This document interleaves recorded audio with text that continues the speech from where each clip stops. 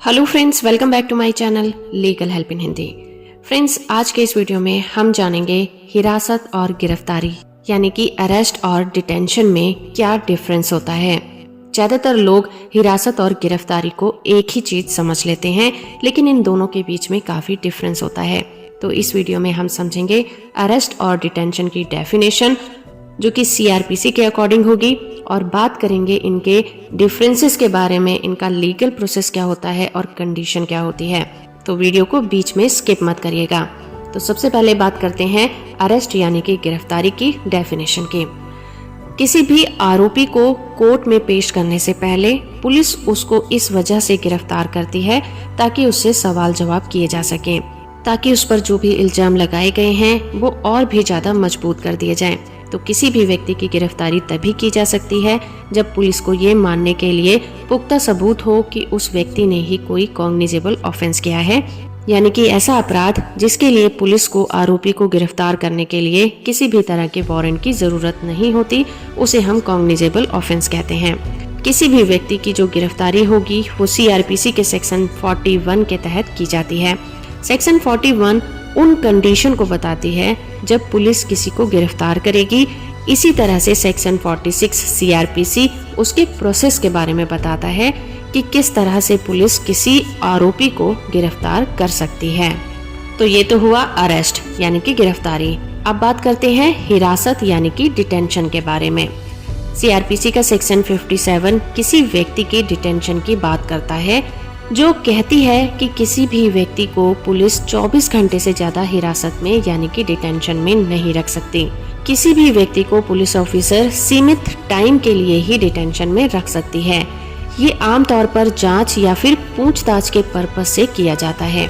और हिरासत में लिए गए व्यक्ति को क्यों हिरासत में लिया गया है उसका कारण बताना भी उसे बहुत जरूरी होता है। चलिए गिरफ्तारी और हिरासत का एक एक एग्जाम्पल समझते हैं।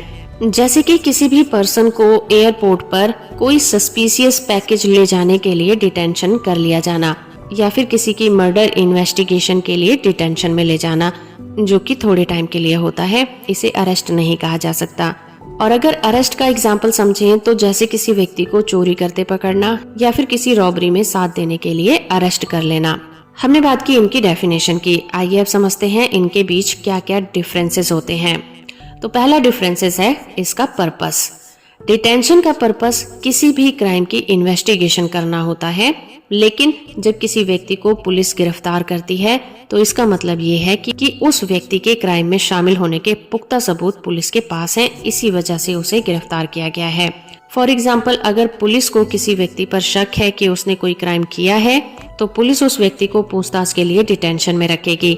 लेकिन अगर पुलिस के पास एविडेंस भी है कि उसी व्यक्ति ने वो क्राइम किया है तो पुलिस उस व्यक्ति को गिरफ्तार कर लेगी। दूसरा डिफरेंस है पावर। डिटेंशन यानी कि हिरासत की बात करें तो वो कोई भी व्यक्ति कर सकता है, यानी कि डिटेंशन में लेने के लिए ये जरूरी नहीं है कि वो पुलिस ऑफिसर ही होगा जो किसी को डिटेंशन में रख सकता है। डिटेंशन में कोई भी व्यक्ति किसी को रख सकता है, लेकिन किसी व्यक्ति को गिरफ्तार करना है, अरेस्ट करना है तो वो पुलिस ऑफिसर ही करेगा।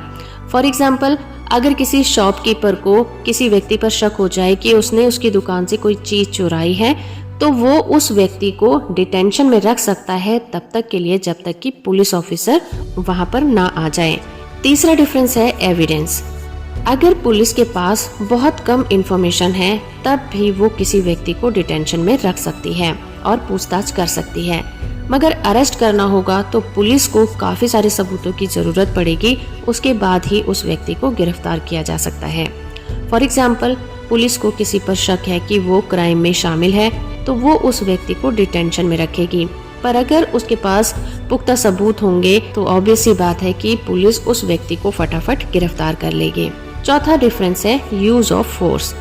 आमतौर पर डिटेंशन में पुलिस को किसी व्यक्ति के साथ फोर्स करने की जरूरत नहीं होती, यानी कि फिजिकल फोर्स की जरूरत नहीं होती। डिटेंशन में आमतौर पर लोग इजीली आ जाते हैं क्योंकि उन्हें पता होता है कि ये खाली पूछताछ होने वाली है, क्योंकि पुलिस को उन पर शक हो रहा है तो इजीली लोग डिटेंशन में आने के लिए रेडी हो जाते हैं। लेकिन इसके उल्टा अगर किसी को ये पता चलता है कि उसे अरेस्ट कर लिया जाएगा तो वो भागने की कोशिश करता है और वहाँ पर फिजिकल फोर्स का इस्तेमाल करना पड़ जाता है। इसमें हथकड़ी लगाने के लिए भी फिजिकल फोर्स का इस्तेमाल किया जाता है। अगला डिफरेंस है कस्टडी। डिटेंशन के दौरान किसी भी व्यक्ति को कस्टडी में नहीं रखा जाता, जबकि इसके उलट गिरफ्तार व्यक्ति को कस्टडी में रखा जाता है। फॉर एग्जाम्पल, डिटेंशन में किसी भी व्यक्ति के साथ पूछताछ करने के बाद जब पुलिस सेटिस्फाई हो जाती है तो उसे घर जाने की इजाजत दे देती है, मगर जब पुलिस किसी व्यक्ति को अरेस्ट करती है तो पुलिस उसे कस्टडी में रखती है, उसे घर जाने की इजाजत नहीं होती। अगला डिफरेंस है राइट्स। हिरासत के दौरान किसी भी व्यक्ति को पूरी तरह से अधिकार नहीं दिए जाते हैं, मगर अरेस्ट किए गए व्यक्ति को कानून के द्वारा दिए गए सभी अधिकार दिए जाते हैं। फॉर एग्जाम्पल, डिटेंशन में व्यक्ति को वकील से बात करने की इजाजत नहीं होती और चुप रहने का अधिकार भी नहीं होता, क्योंकि वहां पर उसके साथ नॉर्मली पूछताछ की जाती है, इसलिए ये अधिकार उसके लिए नहीं होते। लेकिन अगर किसी व्यक्ति को अरेस्ट किया गया है तो उस व्यक्ति को कानून ये अधिकार देती है कि वो अपने परिवार वालों से बात कर सकता है, वो अपने वकील को बुला सकता है और उसे चुप रहने का अधिकार भी होता है। अगला डिफरेंस होता है चार्जेस। हिरासत के दौरान व्यक्ति पर आरोप दायर नहीं किया जाता, मगर अरेस्ट में आरोप दायर कर दिए जाते हैं। अगर हिरासत में यानी कि डिटेंशन में व्यक्ति को रखा जाता है तो उसके ऊपर आरोप नहीं लगाए जाते, सिर्फ पूछताछ करने के लिए कुछ घंटों के लिए ही उसे पुलिस स्टेशन में या कहीं पर बुलाया जाता है और पूछताछ के बाद वो बिल्कुल फ्री हो जाता है। जबकि किसी व्यक्ति को अगर अरेस्ट कर लिया जाता है तो उस पर आरोप लगाए जाते हैं, जिसके बाद उस पर FIR लॉन्च कर दी जाती है। अगला डिफरेंस है बुकिंग। अरेस्ट किए गए आरोपी को बुक कर लिया जाता है, मगर डिटेंशन में रखे गए किसी भी व्यक्ति को पुलिस बुक नहीं करती। फॉर एग्जाम्पल, जब किसी व्यक्ति को अरेस्ट किया जाता है तो उस व्यक्ति के फिंगरप्रिंट्स और उसकी फोटोग्राफ्स पुलिस रिकॉर्ड के लिए रख ली जाती हैं, मगर अगर किसी व्यक्ति को डिटेंशन में रखा गया है तो उसे नॉर्मली घर भेज दिया जाता है, ना तो उसके फिंगरप्रिंट लिए जाते हैं, ना ही उसकी फोटोग्राफ ली जाती है। अगला डिफरेंस है कोर्ट अपीयरेंस। किसी भी आरोपी को जब अरेस्ट कर लिया जाता है तो उसके बाद व्यक्ति को कोर्ट में अपीयर कराना बहुत जरूरी होता है, मगर डिटेंशन में किसी भी व्यक्ति को कोर्ट में पेश होने की जरूरत नहीं होती है। अगला डिफरेंस है वारंट।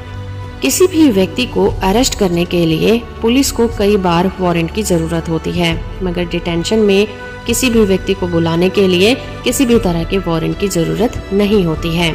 फॉर एग्जाम्पल, कई बार व्यक्ति को गिरफ्तार करने के लिए पुलिस ऑफिसर को मजिस्ट्रेट से वारंट इशू कराना होता है, मगर किसी भी व्यक्ति को डिटेंशन में लेने के लिए किसी तरह के वारंट की जरूरत नहीं होती है।